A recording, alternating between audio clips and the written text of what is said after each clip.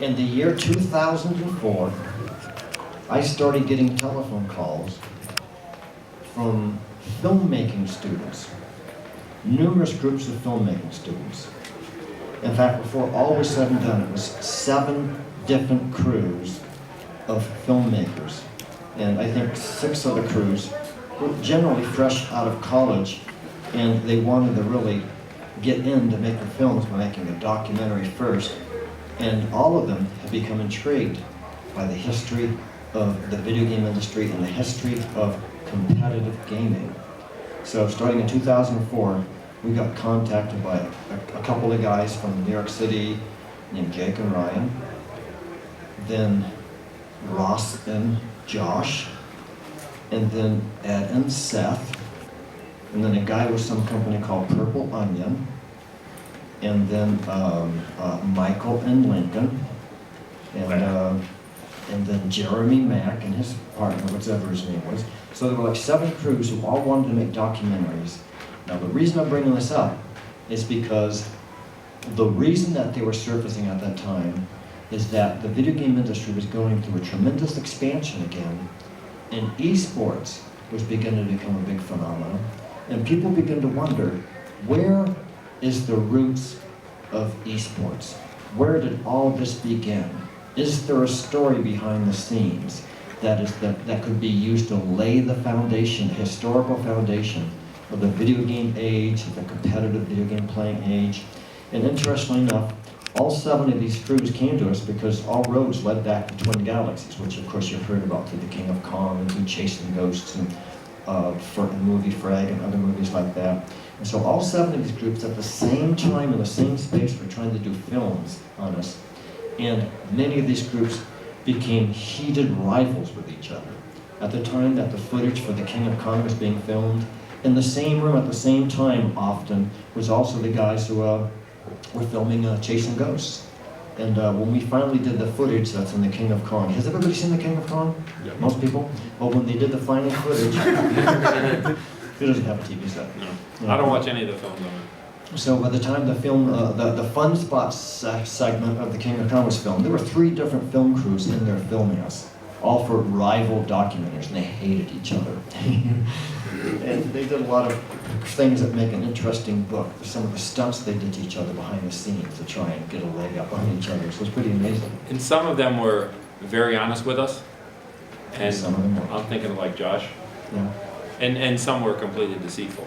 But we didn't know what was what at the time. We were pretty innocent. Yeah. And all we knew is that they wanted to do a story on the roots of competitive gaming. What's funny is the 2 left standing at the end, because there were 2 that I would say were more serious or better funded, and the smaller guys that eventually fell off sold their footage or to the other crews or whatever. So the footage wasn't lost. And it's funny, the 2 that were standing the longest, or the 2 at the end, or the 2 that finally came out in their films, no, they were 2 of the deceitful ones, as luck would have it. Yeah, King of Kong and Chasing Ghosts. Yeah, which worked out okay. Yeah, yeah. So, and it's funny about the King of Kong movie, there were a couple film critics, film historians, who just a few months ago had released their research that they did they worked on it for a long time. What they did is they watched 3,000 movies made over the last 10 years to try and choose what they considered the 30 best movies of the last decade. And number 29 was The King of Kong. So that's where they placed it. And in other charts, they say King of Kong is the 6th greatest documentary ever made. But of course, we know it's not even a documentary because there was a lot of things that just... It was a lot of fun. It was a lot of fun they did with the facts. But it's led to a lot of interesting stuff. It's been part and parcel of the resurgence of interest in classic gaming.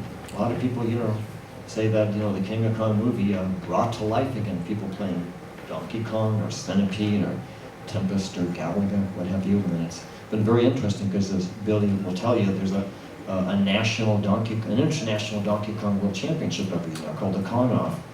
And with Billy and me working on some projects, we might see, for the first time ever, a Galaga World Championship. Would you believe that 30-some years ago, they never had a national or an international championship on Galaga or Miss PacMan or a lot of the famous titles?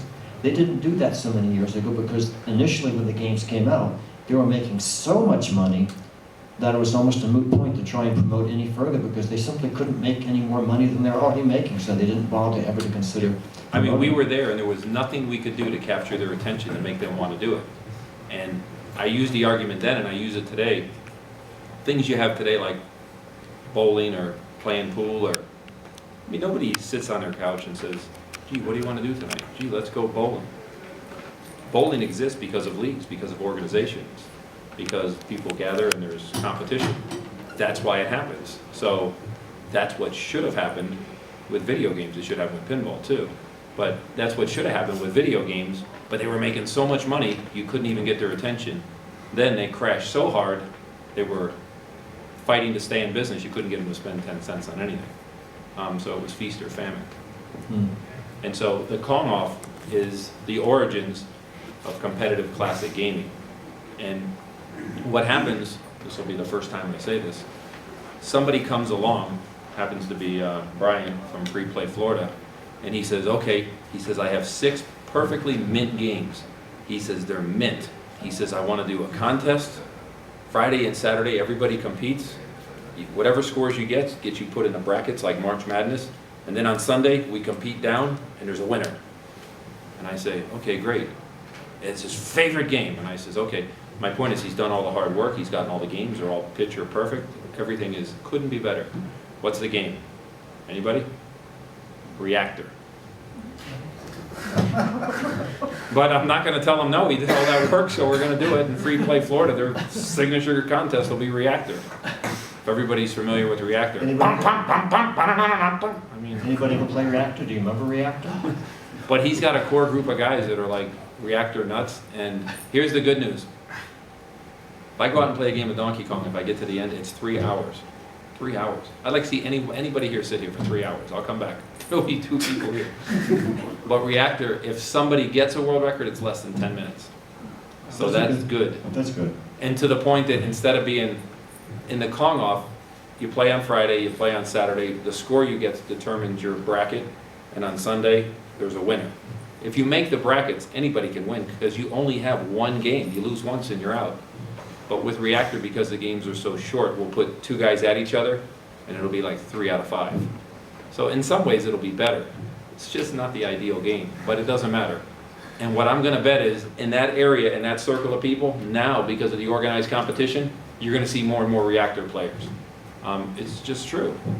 And Galaga was such a tremendous game that if we get Galaga off the ground, and it appears that Namco wants us to do it, I mean, Galaga's Galaga. I mean, that's going to be incredible. I think that'll be beyond the Kong-off, I happen to think. Yeah, actually, that's actually a good point, because I think more people out there in the gaming universe could relate to the idea of getting good and competing on Galaga, Donkey Kong, because Donkey Kong is so hard. It's so frustrating for so many people. And anybody here, whether you're a gamer or not, you can look at what's going on the Donkey Kong screen and the drama, and you can understand it. Maybe you can't play it, but you can understand what's going on and what has to not happen and happen. I'm telling you right now, this is me of all people. I can stand there and stare at Reactor, or I can stare at Tempest, and I have no idea what I'm looking at. Ooh, that was close. It was? And like Robotron, I mean, have you ever played Robotron? If you're a Robotron player, you understand everything. And if you're not, it's just total chaos. Yeah, I watched the big mess on the screen, and I can't even see the point. I can't see how they get out of that big mess and survive to the next screen. It's just too crazy. But if it has the right drama, like Galaga would have the right drama, Galaga, it would be 256 boards, and whatever your score is, that's what it is. Because if you play Galaga long term, it would be a 20-hour game. That wouldn't fit the criteria of a contest. A game like Popeye, you'd understand what's going on the screen.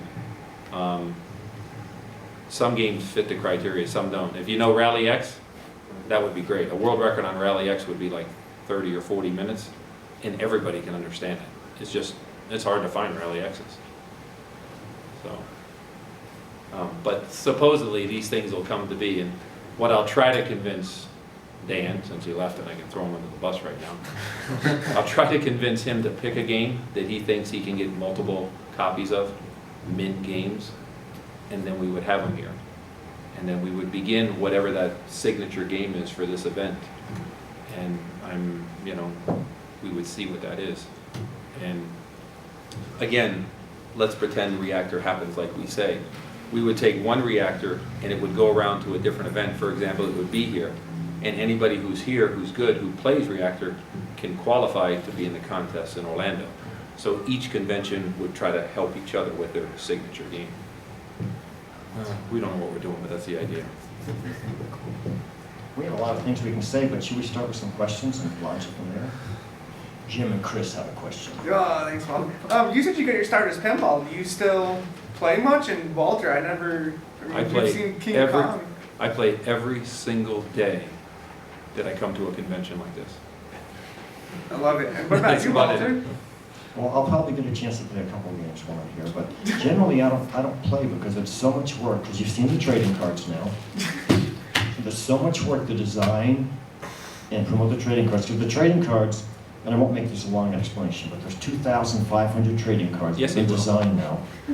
And 1,500 have actually been printed and distributed around the world. So, and the cards are not just about champions and their high scores, they're about the people who on all walks of life and on all levels of involvement have contributed something that allows this amazingly big, global video game and pinball culture, gaming culture, grow around the world. So it's the cards to me, I like to fancy myself being a photographer who photographs the human condition, going around and just getting people and things, stuff like that. And then their photographs will be a memorial, a commemoration of how life was. I mean, a good example is the guy from 1980 in the pinball contest, the gentleman we just spoke of. Yeah. I mean, he died, but he had a contribution because one of the earliest contests, biggest contests, he was a part of.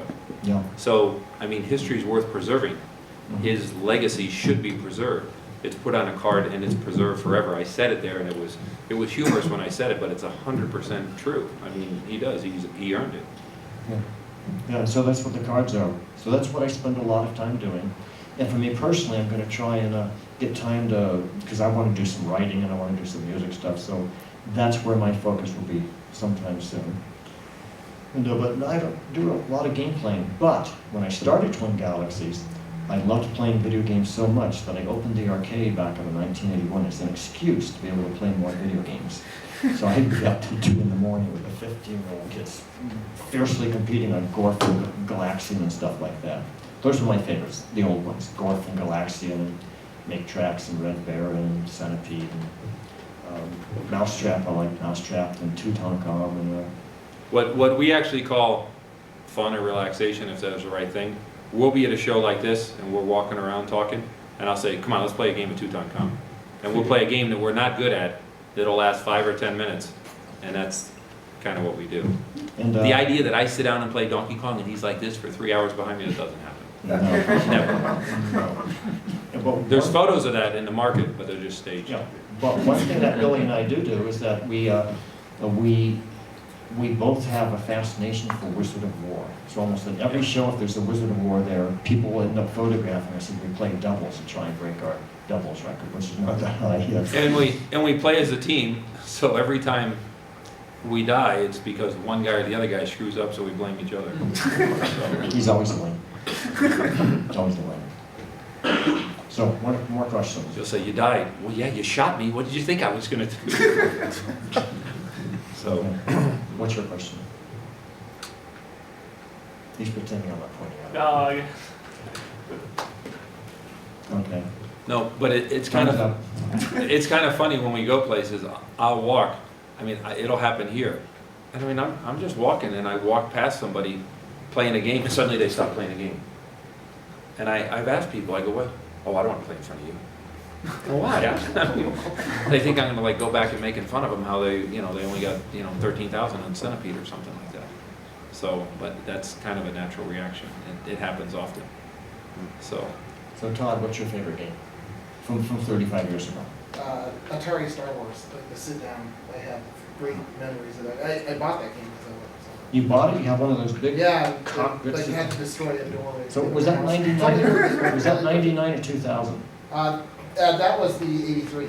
That was that one. I was thinking of the later thing that came out in 99. Yeah, the Vector. Oh, wow, so you have I a think I got one 1983 Star Wars cockpit, that's amazing. Yeah, when that was introduced, we were at the Electronic Circus in Boston, and they brought in about 20 of them, Mhm. brand new. I mean, they weren't anywhere.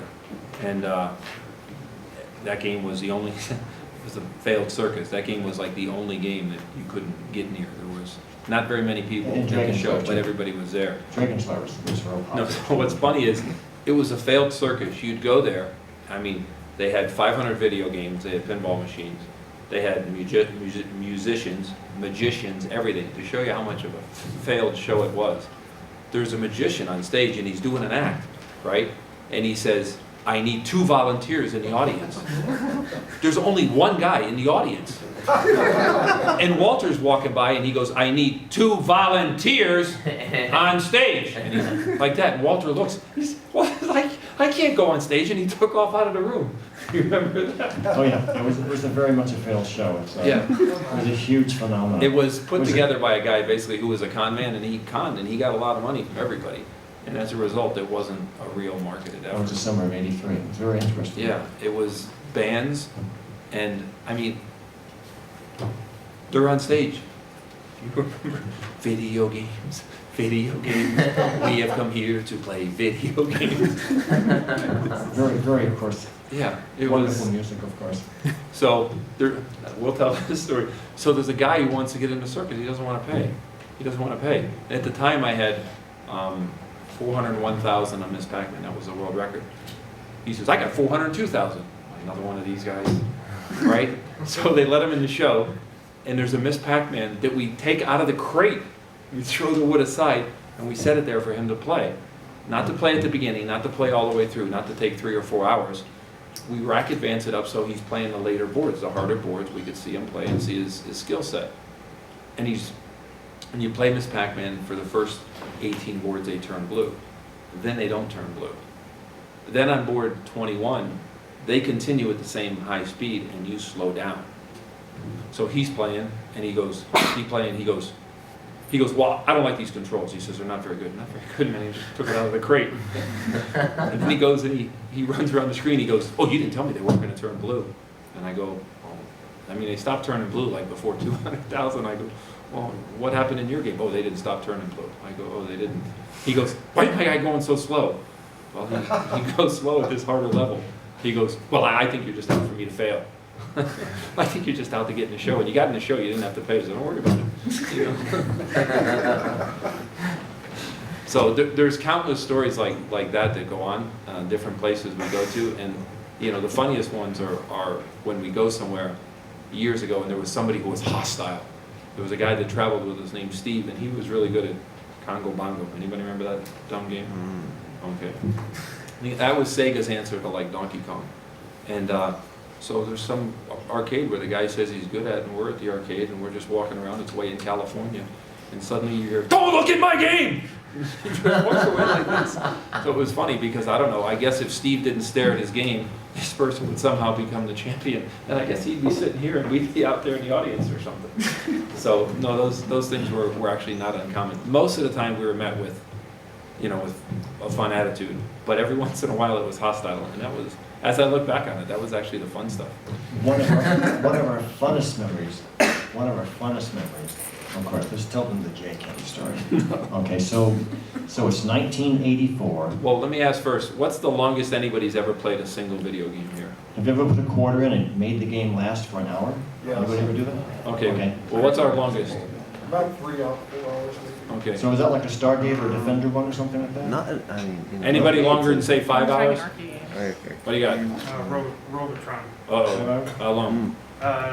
When I was younger, back in the early 80s, 10, 12 hours. Okay, basically as long as you could stay awake and pay attention? Yeah. Okay, you know what we're talking about then.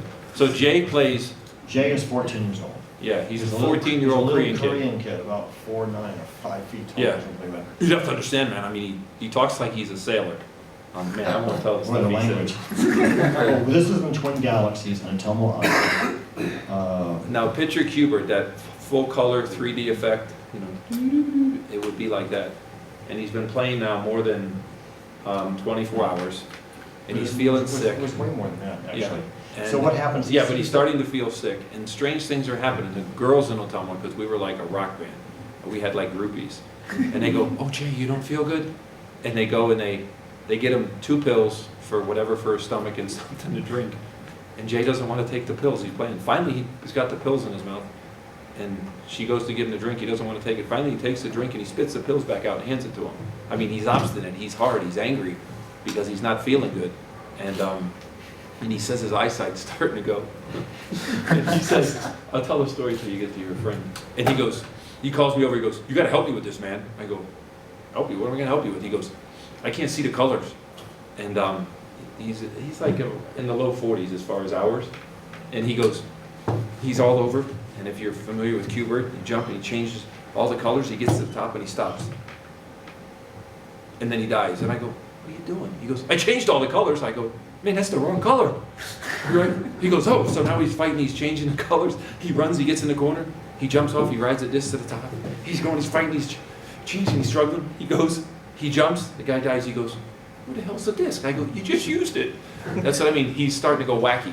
So the thing is about Q*bert is that that's what we learned from all those years ago of doing many, many marathons for what, eventually getting to the Guinness Book of World Records. But everything Is he's that saying the has Q*bert colorful one- language. The Q*bert ones were the most amazing because the people invariably would start hallucinating, major hallucinations, so that the game would start doing Yeah, dramatically. to give you an idea how strange things. ridiculous it is, there's guys now that play Q*bert who play and they put a patch over one eye, and so they'll play for a couple hours and they'll switch back and forth just to try to like preserve their whatever they preserve. Yeah. No, they really do. So he's playing, and suddenly now we've gone past the 5 a.m., 6, 7, 8. Now it's 10 or 10:30 or 11 o'clock in the morning, and now city customers are starting to come into the arcade to play. Now you have to realize at this point, he's essentially losing completely. Yeah, Eyes are going out, he had his several hands- hundred men at one point, He had hundreds and hundreds of men. but the machine only shows 9, so you don't know if you have 10 or if you have 510. But he's not into as men as we say, but he has hundreds. And so by the time it's now 40-ish hours, we can't remember exactly what hours, it might be in his 42nd hour or something like that, his 43rd hour or something like that. The doors open now and the public comes in. So now he's completely fit to be tied because he is completely losing his focus, losing his clarity. He's almost falling asleep at the machine. His hands begin to hurt, his back hurts. He's been sitting there for now for essentially almost 2 whole days now. But he's gone through all this trouble to fail or to go about 10 more hours and get the record. Yeah. And so he's at the end of the tether, and anything can throw him off. Anything can throw him off. And at that moment of that tremendous weak situation of bleary-eyed trying to do it, and he can't see what he's doing anymore, and all the colors are going crazy. Suddenly, as he's staring at the screen, hardly able to see it, a little girl reaches in front of him and plucks down a quarter on the game. And he's startled. And he stops playing the game and stares at the store, almost like fixated, almost like staring at And I'm standing like right here. He's staring hypnotically at the quarter on the thing there. And Billy goes, "What are you doing? Play! What are you doing? Play!" And he says, "There's a quarter there. She put a quarter there." And Billy goes, "What?" She put a quarter there. She put a quarter on the game." And Billy goes, "She put a quarter on the game?" And she says, "Yeah, she put a quarter on the game." So Billy turns to the little girl who's standing behind him glaring, and he says, "Did you put a quarter on the game?" She said, "Yeah, and I'm next." And he completely lost. That was like the last straw. So then from there, he goes outside and he's trying to get some sun in his eyes and he's trying to gather himself. And he's having trouble distinguishing colors. And finally, somebody screams because it shows 9 men, which is, you don't know how many you have. And suddenly, a guy dies and there's 8 men. Yeah. And there's 7. And they go, "JJ, you're into your men." He comes running down the street, gets in front of the game. Like suddenly he's just going to gather it all together and start playing again. But he fought it right to the end. And he bang, and he kicked the machine and he threw it. But it was always funny. People who didn't realize how long a game goes on in this place. I was 19 years old, and I was obviously a wise guy, okay? The drinking age at the time was 18, and we went into a club, and I don't drink. But I go in the club, and there's this big bruiser of a doorman, and I don't know, I got past the door. I didn't have ID, but I wasn't drinking. And the other guys I were with were doing whatever they were doing. and there's a cocktail Miss PacMan there. And I sit down to play, and I sit down, and I put my quarter, and suddenly this big figure comes up there, and I look up, and he goes, "You have ID?" I says, "No." And he goes, "You have to have ID." And I go, "I'm not drinking." He goes, "But you don't have ID?" I said, "No, but I'm not drinking." So imagine he's standing over me like this. I had put the quarter in the Miss PacMan machine. And he goes, "Last game." And I says, "No problem." So I'm playing the game, and I'm playing, and I'm more than an hour into it. I mean, he's got his eyes on me like this. I mean, he's watching my hands, and I'm playing, and I'm pretending like I see him. And people are coming by from time to time looking, and now every once in a while I'm back like this because I'm in a hiding spot, thinking about whatever problem I'm facing. And I get back and I'm playing, and now people are starting to gather.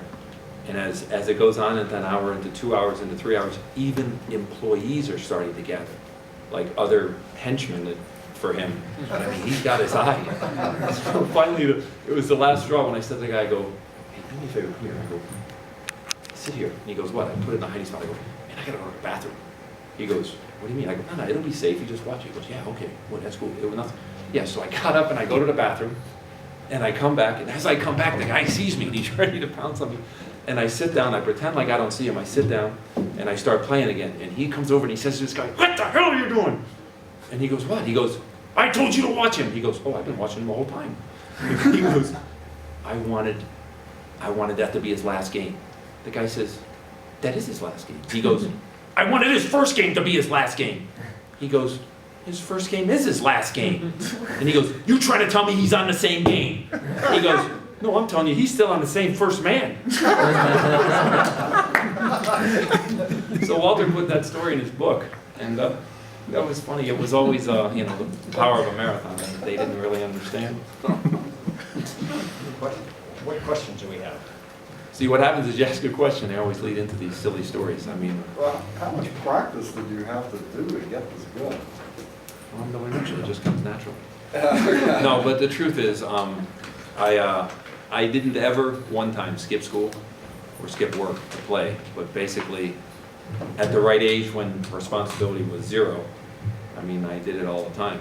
We didn't sleep that much. We had the world's largest arcade. If you took PacMan, Miss PacMan, at the time Super PacMan, Junior PacMan, all those derivatives of PacMan, this arcade had 100 units. We were there. It was 24 hours. It was mostly me and my friend Chris. There were other people that were around, but you'll see somebody online, "Oh yeah, we were back in 1981. We were part of the inner circle with Billy Mitchell." There was no inner circle. It was me and Chris. We were friendly with everybody, but it was me and Chris. And without lying, he was as good as I am. He just didn't necessarily have the drive or the ambition to do things, to go on the road, to further it.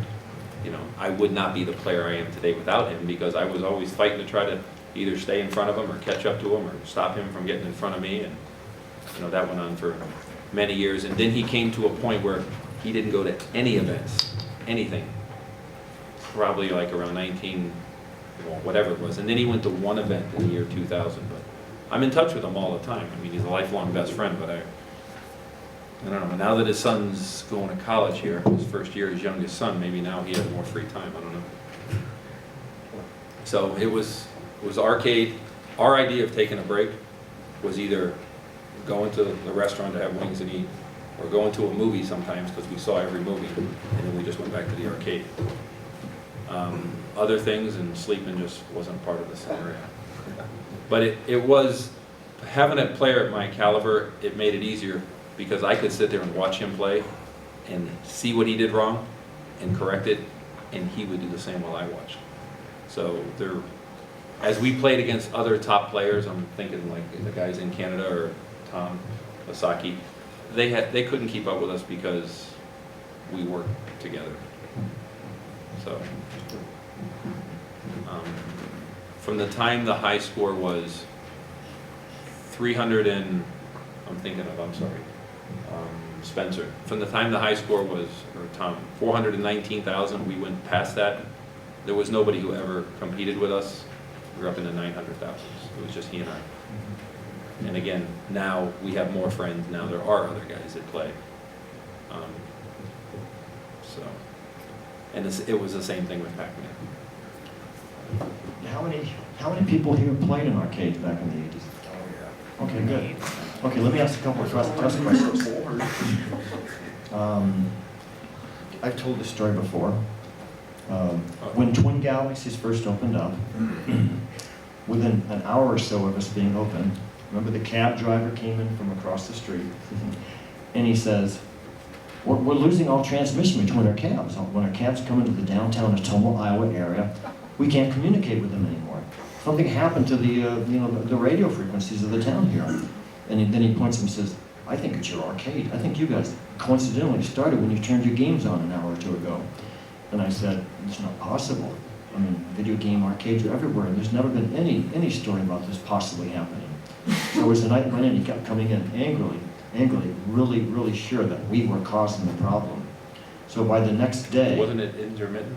Well, no, actually it was any time our games were on. So which should have been the telltale thing. But the thing is I think actually the game stayed on for the first day or two, even at night. But, and as he's there saying this stuff to us, suddenly the police come in. And the police are coming in because it's a new arcade, and they have to come in and check it out and see if this poses a problem for, criminal activity, whatever, downtown Ottumwa. So they come in. Criminal activity in downtown Ottumwa, Iowa. So they come in, and they stand there, and they hear the interaction between myself and the cab stand owner. And they suddenly say, well, that's happening to us too. Our patrol cars can't get transmissions with headquarters downtown anymore. It started earlier today. And by coincidence, and this is the truth, someone from the fire department came in. And he came in because he's looking for the police officers to talk to them about something. And he hears the conversations, and he says also that they can't get radio transmission downtown here. Well, anyway, just by chance, through experimentation, we discovered that one single game in our arcade, all by itself, single-handedly, was interfering with normal radio communications downtown Ottumwa. So you guys have to guess, what, if this is not November of 1981, what game do you think it would have been that would have scrambled the radio waves Think of the about whole the city? static of a, And don't give them any hints. of No a hints. radio. No hints. No hints. So what game do you think would have messed up all those radio waves? Okay. Quicks, Sinistar? Son of a gun. Who said that? Quicks. Yeah. That's it? Because See, think about that. Well, he gave me a hint. I didn't give him a hint. I didn't You say gave me it. a hint. Yes, you did. He gave you a hint. Oh, I said think about that sound. But anyway, yeah, checks. We had to take it out and never bring it back into Twin Galaxy and Ottumwa. And once it was out of the building, everything normalized in the radio waves downtown. Isn't that amazing? And I've never heard of that any other place ever. Did you look inside to see if it was shielded with something metal? Well, I think most of the games back then weren't really shielded. I think most of them weren't. So you could like get a truck full of them, But you all go the rob a other bank and games- nobody could call them. But all the other games, they didn't do that. Every other game we brought in, they never did that again. Kicks did that. We never had anybody guess and get it right. there you go. Ladies and Right. gentlemen. We're gonna have some kind of award for you next time. Okay, Trading so- card. Yeah, that's right. So here's another question for you. Back in the days when I was first starting to open up arcades, Twin Galaxies, I got thrown out of 3 arcades. I got 3 different times I got thrown out of an arcade, and it was for the same reason each time. Because he knew me. What do you think was the reason why I got thrown out of those 3 arcades? They were in different places, maybe, I think even in different states. I think one was in Iowa, one was in Illinois, and one was in Missouri. Why did I get thrown out of arcades 3 different times, 3 different arcades? What did I do? What happened there? Staying on a machine too long? That's Making actually, too much money? I did get in trouble for that because people don't like you to do, because it loses them quarters, you know? Foul They like language. the game. So, but Well, that's since you're not on it. that subject, I had to be cautious. If I was at an arcade that had 1 unit, I couldn't do it when they were busy.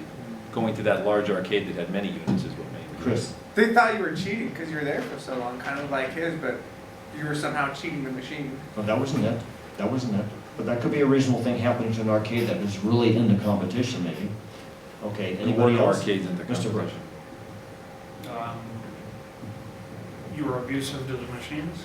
That's also a good possibility too. Foul language? Because we've thrown people out for being abusive to the machines out of Twin Galaxies. Yeah. Okay, this is gonna be very revealing, I'll tell you, because tells you the nature of the times of how the business was going. I don't remember you telling me this. I got thrown out of those 3 different arcades, 3 different locations for the same reason, and the reason was because I went around the arcade counting the games. Counting the games. And what that was in their mind, that in each case, the management gathered around me, and as a group and said, "Sir, we have to ask you to leave. You cannot count the games."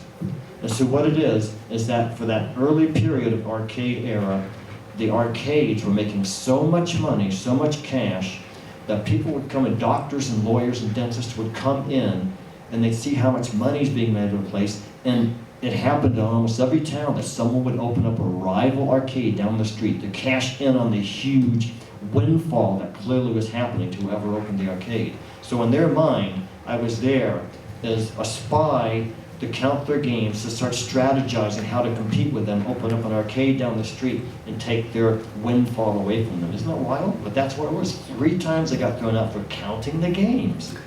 And that's kind of revealing of the psychology of that time, because the rewards were so big initially, but then because all the arcades opened up, they all started stealing from each other's income in a sense, so that the income would become less and less and less in any particular city.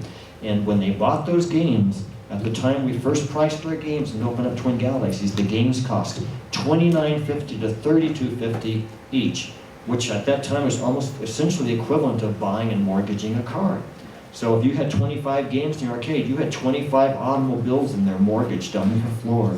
So it was very hard to pay all that back. And when someone opened up an arcade down the street, you were losing a lot of income. And because that happened everywhere, that's why so many arcades closed, because they couldn't make their bank payments. But is there anybody here who can say they went to an arcade that had any kind of organized, or they catered to the idea of competition or anything organized or competitive? Hardly ever happened. There were times where we played and we got a high score and we wanted the manager to look at it or authenticate it. They wouldn't even come over to the machine to look at the score. That was the, as Walter says, the abusive nature. It was just, everybody was mean and grouchy, and it sounds funny, but the money made them mean. But it's absolutely the way it worked. So, all right. You know, and then when the console games came out, they were so successful. I'm trying to remember which one it was. Was it I think it was the SNES. When the SNES, I'm digressing now. This is not connected to the arcade era. Do you know what the SNES came out? The NES and the SNES. 1980. Oh, the SNES. The SNES. The SNES was so successful that Nintendo had to secretly ship them out. They had to have their trucks secretly ship them out at like 3 in the morning, because organized crime, the Japanese mafia was trying to steal all the truck shipments and hijack them. So they had to fool the Japanese, mafia by shipping out their stuff like at 3 in the morning when no one's watching. That's how they avoided getting all their SNES units, keeping them safe from being hijacked by the Japanese mafia. So that's an interesting story, but I'm fascinated by it. In Replay magazine, it was interesting. Probably the single game that caused the arcade world to expand faster and farther than any other game was definitely PacMan. Because, for instance, in Replay magazine, one of their main writers tells the story about how he went into a mall, and when he was in the mall, he saw a crowd of girls down at the other end of the mall. They're crowded around something. And when he got closer, he saw that they were all playing PacMan. And this blew his mind. He says in his writing, he said, "Wow, this is special. We never saw this before." Because up till that time, arcades generally wouldn't attract, just a lot of ladies. Yeah, girls didn't play Battlezone and they didn't play Asteroid.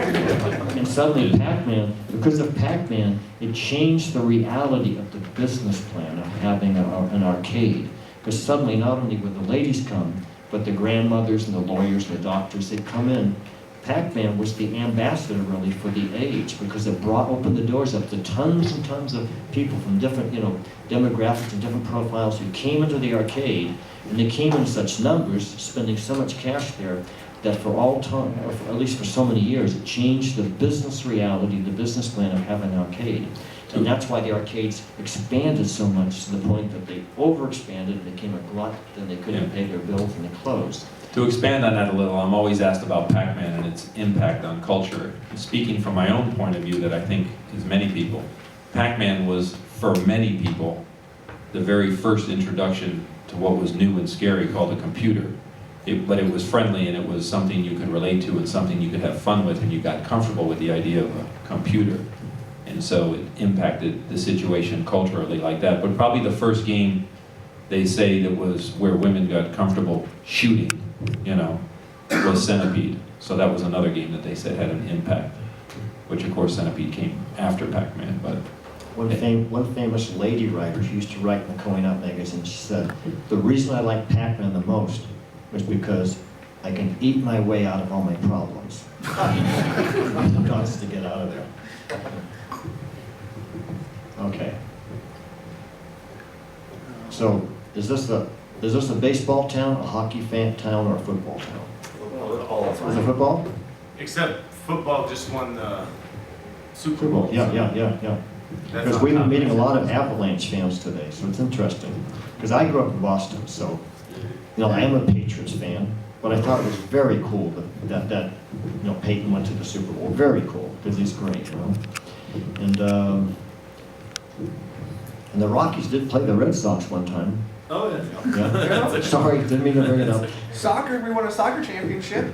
Oh, Well, that's very cool. what, the high school? And that's the MISL thing? Is The that what it's called? MLS, yeah, the Rapids. MLS, is that what it is? Okay, that's very cool.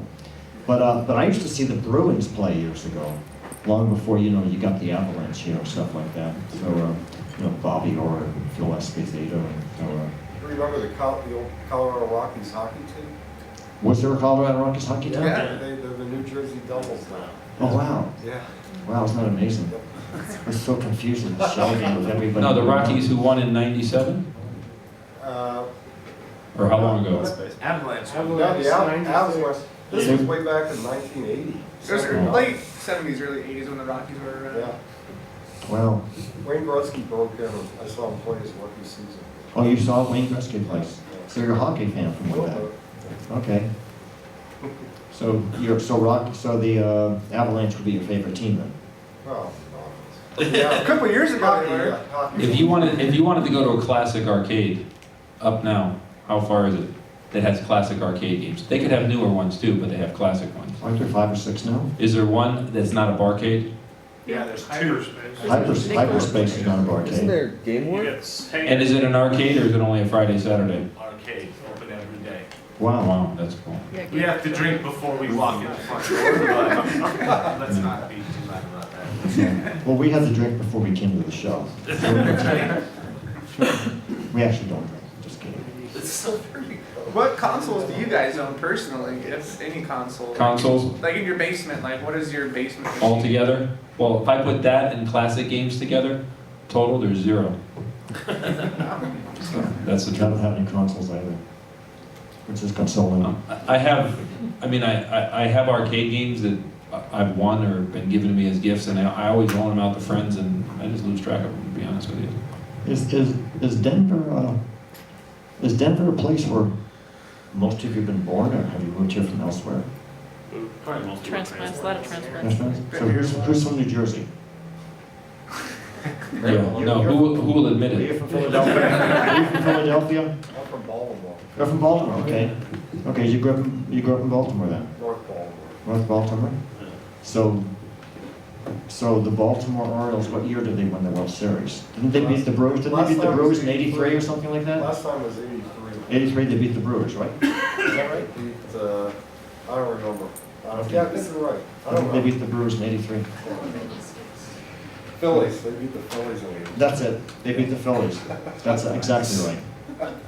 In '82, the Cardinals beat the Brewers. Okay. Whatever. Okay. So when I was born in California, and when I was like in first or second grade, the teacher asked the 45 of us in the classroom, we were all born, and I was the only one in the classroom born in California.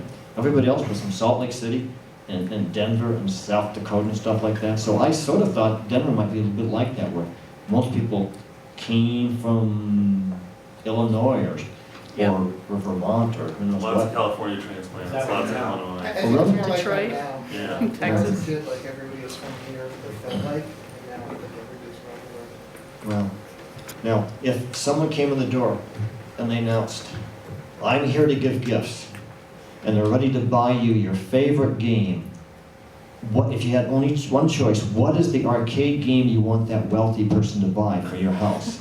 Todd, how about you? What is the one game? Maybe another Star Wars, I love that game. Sure, why not? How about you, back there? Oh, I'd rather have an original PacMan game, perfect Okay. edition. Yeah. Okay, how about you? One arcade game. When I was young, it was the multiplayer X-Men arcade The side. one with the 5 things? Yeah. Oh, that's very cool. Yeah. Okay, how about, I would do Bubble Bobble. that's very cool. Now, see, that's cool when someone mentions a off-the-wall game, Yeah. you know, Defender. How about you, Chris? What would you choose? Probably off-road, where you have the 4 steering wheels and you just gotta go. I mean, it's just crank. Well, that's very Wheel. cool. A four-player off the road. Yeah. Okay. Well, how about you? Yeah. Me, I guess maybe like the Flash Gordon game that like came out with the movie. I don't know if there's some other versions of that or I don't know if whatever. we've seen that too often. No, I haven't. I have never seen it. That's why I would want it. It's funny you mentioned the driving game though. Yeah. Driving games are the only video game, arcade game, coin-op games that are made now. Because they still make money. I had a question at the last place we were at. What's the last video game you remember them making? Not a driving game. I don't even know what the answer Well, was. Konami still does make the dancing stuff. Yeah. No, but okay, that's not what we're calling a real video game. No, like an old version video game. Could all the dancing game aficionados please leave the room? Kelly wants to leave. No, like what was the last traditional video game made? A remake of the 4-person Pac-Man now. Right. Oh yeah, that's, the But that's a Battle Royale one is pretty neat.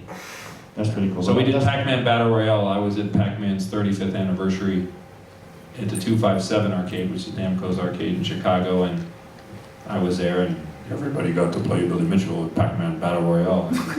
So I get up there. This might shock you, but I play 3 other people. I win, and the other person who wins or comes in second advances to the final round. And so we kept doing that until we ran out of people. I won. Now there were however many zillion people it seemed it wasn't, but in the contest, they were all guys, it was one girl. Sorry. So now it's just the 3 remainers and me, and I'm playing every game just because I'm the MC. So we're playing, and it's the final round, and I come in second, and I lose. And who do I lose to? The girl. So it was the only girl in the contest, and she won. Yeah, she won. So we made a trading card on her too. What's her name? Caitlin Oliver. So she was She has the world record on So she ladder got a house. trading card. She's the first official champion on Pac-Man Battle Royale at the, it's called Level 257 Yeah, in Chicago. I didn't lose a Great game the whole place. day, and then I lost it to her. That's kind of fun. What happens to you? No, and she's really happy, and she really likes me because I tell the truth. I tell the story, and naturally, it's good for her ego because she won. So she goes, "Oh, I love that guy. He always talks about me." Did anybody ever win a contest? Oh, just a general, it was like a thing where It's you got to get- be a video game Yeah, contest. video game contest. Yes. Oh, they used to do these on base where they'd have like a little thing where you had to get the high score in like Sonic and Donkey Kong Country and all that. And I won 2 of them actually. I would have won I won second place in one of them, first place in another one. I would have won the one where I got in second place, but the last game we were playing was like a competitive Madden thing, and the guy next to me got so mad at stuff. I was like, I'm just gonna let him win. Well, you got a lot of excuses. Well, What you're saying is you won, and you came in second. Yeah. yeah. Okay, what's up? So, I'm just kidding. Arcade games, Pokken Tournament's pretty recent. That's a fighting game. okay. So, who went into an arcade in 1985? I wasn't allowed. I was not on. Okay, who went into an arcade in 84? How about 83? 82? 81? Does 7-Eleven with Mario Brothers count? How about 1980? So we got two. How about 68? Yeah, I have a pinball. Yeah. So, It was something kind of hit me, and I don't know if you talked about this earlier or not. Can you even remember like the first actual game you ever saw? Yeah, well, I can. Oh, is this Pac-Man? Yeah. For me, I still remember being on a college campus in 1972, and a Pong was there, Yeah. and I played it, and I didn't do very well, and I didn't like it, and I was uncomfortable with it, and I thought, I'm not going to get into this guy. I don't like this. So, and then, that's 72, then 8 years later on a roller skating rink, there's a big crowd of people around something, and I peek through, and it's a PacMan machine. And I probably played it for a moment, but it didn't really come up on my radar. How I personally got into games was that I was an oil broker working in the oil spot market in Houston, and it wasn't doing too well. And so I and a friend started publishing a book called, never came out with an edition, but we did all the work, called Days Who's Who in the Petroleum Industry. And one night he sits back and says, I can't do any more of this work tonight, I gotta go play Space Invaders. And I never heard the words before. Space Invaders. He took me to an arcade in Houston called Malibu Grand Prix. Remember the ones with the racing cars? Malibu Grand Prix. They were most big match. There was one in Denver, and I went to it. I went to it in 1981. They still have one now. Yeah. Were they really? So I think most of those closed down. And so at the Houston one, I went there and I walked in the door, and the first thing I saw was the bank of 8 Berserk games, all shouting, "Kill the humanoid!" Going detected in pocket. And I played Space Invaders and fell completely in love with Space Invaders and started playing it everywhere I went. I stopped and played Space Invaders, and that grew into PacMan and Centipede and other stuff. So it was, for me, Colin, and PacMan, and Space Invaders. Is there anybody here, somebody's got to raise their hand and not be bashful, besides you, because you already spoke, that thinks they're really good at a particular game? And you're really good at. Is there anybody? You're really good at Robotron. If there was a Robotron contest, you could enter it. Probably. Yeah. So somebody else. Not now. But back in the old days, was anybody in this room the top player in their arcade? Yeah. The legend of their town. What town was that? Was it Baltimore? No, it was out here in Denver. It was at Celebrity Sports Center. Oh, I remember that. I remember that. That scores were submitted to us 35 years ago I or used something. to play the Centipede games, and I was so good at. I mean, I could get 9999999. That's very good. That's very hard to do. Yeah. So. Do we need to be getting out of here, Dan? Yeah, it's fine. Yeah, if we could wrap up questions, Okay. that'd be great. Oh yeah, we're actually out of We were time. we were talking about, Dan, what game we could have here that would be like your signature game, so that every year we had a major contest, a world championship on that particular game. And we haven't learned one yet. Is there a particular favorite game you have? Phil. Not that I can think of off the top of my head. I Okay. have quite a few favorites. Billy and I have trading cards to autograph for everybody over at our table, so come and see us, okay? Thank you for being here. They're free. They're free.